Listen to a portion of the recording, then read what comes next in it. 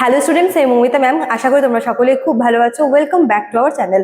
আজকে আমি তোমাদের 6th সেমিস্টার মেজর ইংলিশের পেপার 13 থেকে তোমাদের সেকেন্ড নোভেল যেটা হচ্ছে দ্য আউটসাইডার, তোমাদের আজকে আমি এই টপিকের উপরেই কিন্তু ক্লাসটা ডিসকাস করবো। চলো দেরি না করে শুরু করে দিই আজকের সেশনটা। দেখো,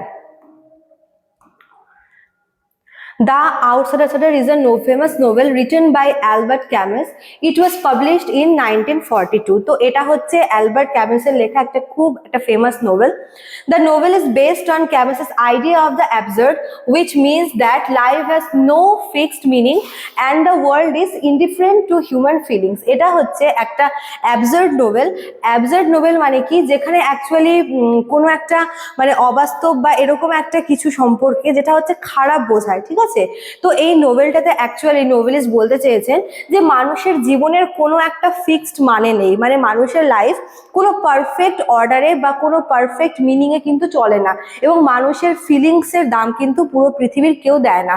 মানুষের ফিলিংস, মানুষের ইমোশন সম্পর্কে কিন্তু পুরো পৃথিবীর মানুষ ইনডিফারেন্ট থাকে, ঠিক আছে।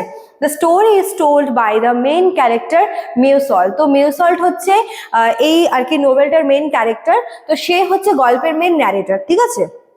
The novel begins with the death of Meursault's mother. তো নোভেলটা শুরু হচ্ছে যে মেইন ক্যারেক্টার তার মায়ের মৃত্যু দিয়ে। He says mother died today or maybe yesterday. তো একটা কোটেশন, একটা লাইন দিয়ে শুরু হচ্ছে নোভেলটা, যেখানে মিউসল্ট বলছে যে mother died today or maybe yesterday, যে মা আজকে মারা গেছে, হয়তো কালকে মারা গেছে। মানে সে কিন্তু এখানে ডাউট, তার মধ্যে ডাউট রয়েছে যে তার মা হচ্ছে আজকে মারা গেছেন অথবা হয়তো কালকে মারা গেছে, ঠিক আছে।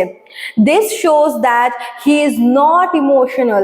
তার এই যে কথার থ্রোয়িংটা, তার যে বলা ধরনটা, এটা শুনে কিন্তু মনে হয়েছে যে তার মধ্যে, তার মা মারা যাতে তার মধ্যে কিন্তু কোনো রকমের কোনো ইমোশন কাজ করছে না। সে হচ্ছে মানে তাকে দেখে বা তার কথা শুনে কিন্তু তাকে ইমোশনাল বলে মনে হচ্ছে না। At the funeral he does not cry or show সরো। ইভেন এমনও দেখানো হচ্ছে যে তার যে মা যে মারা গেছে এবং তার মায়ের যে শেষ কাজ হচ্ছে, সেখানেও কিন্তু তার মধ্যে কোনো রকমের কোনো দুঃখ, তাকে কাঁদতেও দেখা যায়নি। তো এই যে বিষয়টা, এই বিষয়টা দ্বারা বোঝা যাচ্ছে যে সে কিন্তু ইমোশনলেস, ঠিক আছে। He feels tired and disturbed by the heat instead. বরং ওই মানে তার মধ্যে তখন তার মা যখন মারা যায়, তার মাকে যখন নিয়ে যাওয়া হয় তার শেষ কাজের জন্য, তখন কিন্তু তার মধ্যে কোনো রকমের দুঃখের ছিটাফোঁটা বা তার মধ্যে কোনো রকমের কি বলবো যে খারাপ লাগা, কান্না, কোনো কিছুই আসছে না। বরং সেখানে ভীষণ রোদ ছিল এবং সে কিন্তু সেই সূর্যের যে তাপ, তার দ্বারা সে ভীষণ ভীষণ বিরক্ত হচ্ছে। মানে তার মা মারা গেছে তাতে তার কোনো রকমের কোনো দুঃখ নেই, উল্টে সেখানে ভীষণ গরম এবং সে সেই গরমটা নিয়ে কিন্তু বিরক্ত হচ্ছিল, ঠিক আছে। Society expects him to behave like a loving son, but he does not follow social rules. এখানে কিন্তু সে একটা হচ্ছে রুলস ব্রেকারের কাজ করেছে, যেখানে প্রত্যেকে এটাই এক্সপেক্ট করবে যে মা হচ্ছে সব থেকে কাছের, এবং তার মৃত্যুতে অবশ্যই একজন সন্তান হিসেবে, একজন ছেলে হিসেবে তার দুঃখ করাটা উচিত, তার সেখানে দুফোঁটা চোখের জল ফেলা উচিত। কিন্তু তার বদলে সে কিন্তু সেই সোশ্যাল রুল, এটাই তো আমরা মানে এক্সপেক্ট করবো না কারোর থেকে, কিন্তু সে কিন্তু এই নিয়মটা মানছে না। উল্টে সে এই সমস্ত সোশ্যাল রুলকে কিন্তু সে ব্রেক করছে, এবং উল্টে সে কি, সেখানকার যে ওয়েদার, সেখানে ভীষণ গরম ছিল, সে গরমে সে কতটা বিরক্ত হচ্ছে সেটাই কিন্তু সে তার হাব ভাব দিয়ে বুঝিয়ে দিচ্ছিল, ঠিক আছে। তারপর দেখো কি বলেছে, এক second. The next day, Musault goes swimming with a girl named Mary. তো ঠিক তার মার মৃত্যুর পরের দিনই আমরা তাকে দেখব যে সে হচ্ছে তার বান্ধবী, যার নাম হচ্ছে ম্যারির সাথে কিন্তু সে সুইমিং করতে গেছে। They enjoyed themselves and start a relationship. এবং সেখানে তাদের মধ্যে একটা মানে ম্যারির সাথে তার প্রথমে হচ্ছে জাস্ট একটা বন্ধুত্বের সম্পর্ক থাকে, তারা একসাথে মিট করে, তারা একসাথে সুইমিং করে, তাদের মধ্যে কিন্তু আস্তে আস্তে একটা প্রেমের সম্পর্ক তৈরি হয়। Marry later ask him if he loves her and wants to marry her. তো প্রথমে হচ্ছে তাদের মধ্যে যখন রিলেশনশিপটা তৈরি হয় আস্তে আস্তে, পরে কিন্তু ম্যারি হচ্ছে তাকে জিজ্ঞেস করে যে তুমি কি আমাকে ভালোবাসো বা আমাকে তুমি কি বিয়ে করতে চাও। Meursault replies that it does not matter to him. কিন্তু এই সমস্ত সোশ্যাল রুলগুলো, এই সমস্ত সামাজিক নিয়মকানুন কিন্তু সে মানে না। তার সে একদম কড়াভাবে তাকে উত্তর দেয় যে তার কাছে এই সমস্ত কিছু, এই যে ভালোবাসা, বিয়ে, এইসব তার কাছে কোনো ম্যাটারই করে না। ঠিক আছে, he is honest but emotionally detach. সে বলেছে যে আমি তোমার প্রতি লয়াল থাকবো, আমি তোমাকে মানে তোমার সঙ্গে আমি থাকবো, তোমার সাথে আমি অনেস্ট থাকবো, কিন্তু এই সমস্ত যে মানে ভালোবাসা নামক যে ইমোশনটা বা বিয়ে নামক যে দায়িত্ব, এই সব থেকে কিন্তু আমি ডিট্যাচড পুরোপুরি। He does not pretend to feel what he does not feel. Even সে হচ্ছে মানে সে হচ্ছে ভীষণ স্ট্রেট ফরওয়ার্ড। সে যেটা ফিল করে না সেটা সে কখনো প্রিটেন্ডও করে না। মানে এমন না যে হচ্ছে তার মধ্যে ইমোশন নেই তবুও সে ইমোশনাল হওয়ার ভান করছে, এমন না। সে যেটা সে ফিল করে সে সেটাই হচ্ছে মুখে আর কি বলে। ঠিক আছে। Musault also becomes friendly with his neighbor Raymond, who is a violent man. Even আমরা দেখবো যে তার একজন নেইবার ফ্রেন্ড রয়েছে যার নাম হচ্ছে রেমন্ড। তার সঙ্গে কিন্তু মানে রেমন্ডের ব্যবহারটা হচ্ছে মানে তার স্বভাব সে ভীষণ ভায়োলেন্ট। তো তার সাথে হচ্ছে কিন্তু ও আর কি ফ্রেন্ডশিপ করেছে। Because of Raymond's problem, Musault goes to a beach where he meets an Arab man. Under the strong heat of the sun, Musault feels confused and uncomfortable. Suddenly, he shoots the Arab man.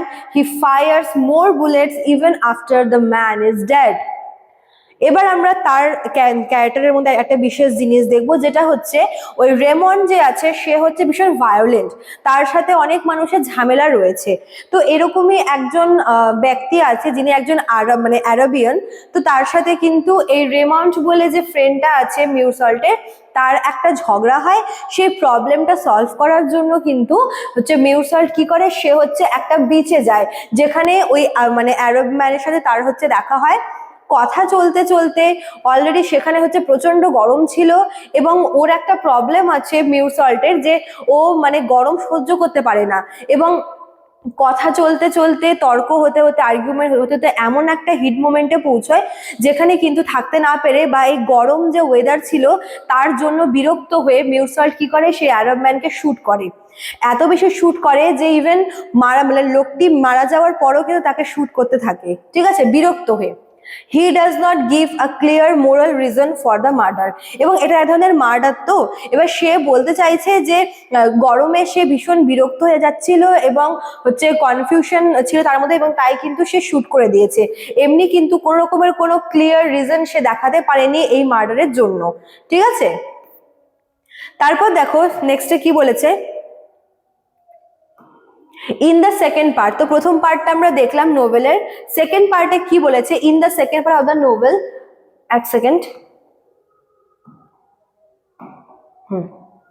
In the second part of the novel Meursault is put on trial. তো second পার্টে তাকে দেখবো যে সেই মার্ডারের জন্য তাকে কিন্তু তার ট্রায়াল শুরু হয়। Surprisingly, the court focuses more on his behavior at his mother's funeral than on the murder. এবার সেখানে মানে মাদার, তো সেখানে কি হয়েছিল যে অ্যাকচুয়ালি ওই ট্রায়ালে হচ্ছে ও যে মার্ডার করেছে সেই মার্ডারটা নিয়ে আলোচনা করার থেকে ওর মায়ের মৃত্যুর সময় ওর যে ইনডিফারেন্সটা ছিল, ওর যে উদাসীনতা, সেটাকে কিন্তু সবাই মিলে আলোচনা করতে শুরু করে, তার উপরে বেশি করে ফোকাস করা হয়। The lawyer and judge criticize him for not crying and not believing in God. শুধু তাই না, ওখানে যত লোক ছিল ট্রায়ালে, ওই ট্রায়ালে তার পাশাপাশি হচ্ছে কোর্টের যে জাজ ছিল, লয়ার ছিল, প্রত্যেকে কিন্তু তার এই যে বিহেভিয়ারটা, তার মায়ের মৃত্যুতে সে যে একটুও চোখের জল ফেলেনি, সে যে একটুও কষ্ট পায়নি, এই ব্যাপারটাকে কিন্তু ক্রিটিসাইজ করতে শুরু করেছিল। Society sees him as dangerous because he does not follow social and religious norm. যেহেতু সে সমস্ত রকমের সামাজিক এবং ধার্মিক হচ্ছে মানে নিয়মগুলোকে রিজেক্ট করেছে, মানতে চায়নি, তার জন্য সবাই তাকে হচ্ছে ডেঞ্জারাস বলে কিন্তু আখ্যা দিয়েছিল। ঠিক আছে, Meursault is finally sentence to death. এবং তার এই সমস্ত পাগলামির ব্যবহার এবং সব থেকে বড় কথা তার ওই মার্ডারের জন্য কিন্তু তাকে হচ্ছে মানে মৃত্যুদণ্ড দিয়ে দেওয়া হয়েছিল। Before his execution he accept that life is meaningless and death is certain for everyone. জীবনের কোনো রকমের কোনো মানে তার কাছে নেই। তিনি মনে করতেন যে তার কাছে হয়তো মানে জীবনের মানে বারবার হচ্ছে চেঞ্জ হয়, বাট তিনি একটা বিষয়কে মেনেছেন, সেটা হচ্ছে মৃত্যু। তিনি বলেছেন যে জীবনের মানে প্রতি পদে পদে চেঞ্জ হলেও কিন্তু মৃত্যু যেটা সেটা কিন্তু প্রত্যেকের কাছেই নিশ্চিত, প্রত্যেককে এটা অ্যাকসেপ্ট করতে হবে। He feels free because he has accepted the truth of life. এবং সেই সময় তার নিজেকে ফ্রি মনে হচ্ছে, তার নিজেকে মানে মুক্ত মনে হয়েছে, কারণ তার মনে হয়েছে যে মৃত্যুর মাধ্যমে হয়তো সে তার জীবনের আসল সত্যিটা বুঝতে পেরেছে। Mursault is called an outsider because he refuses to live according to society's false value and chooses to live honestly. Actually, সমাজের যে নিয়ম নীতিগুলো আছে, সামাজিক ধর্মীয় এই সমস্ত যে নিয়ম নীতিগুলো আছে, এগুলোর বাইরে গিয়ে কিন্তু মিউরসল্ট নিজের মতো করে বাঁচতে চেয়েছে, সৎভাবে এবং স্ট্রেট ফরওয়ার্ডলি। এজন্যই কিন্তু তাকে হচ্ছে এখানে আউটসাইডার বলে আর কি নাম দেওয়া হয়েছে। ঠিক আছে, চলো, তো এই ছিল তোমাদের আজকের ক্লাসটা। যারা ভাবছো আমাদের কাছে অ্যাডমিশন নেবে তারা আমাদের অফিসিয়াল নাম্বারে কিন্তু কল করে নিতে পারো। আমাদের অফিসিয়াল নাম্বার দেখো দেওয়া আছে এখানে দুটো। তোমাদের ক্লাস অলরেডি শুরু হয়ে গেছে এবং নোটস প্রোভাইড করাও কিন্তু চলছে। এখানে কোর্স দেওয়া রয়েছে মেজর এবং মাইনর দুটোর জন্য। চলো, আজকে এতটুকুই থাকলেও, দেখা হচ্ছে নেক্সট ক্লাসে। Thank you.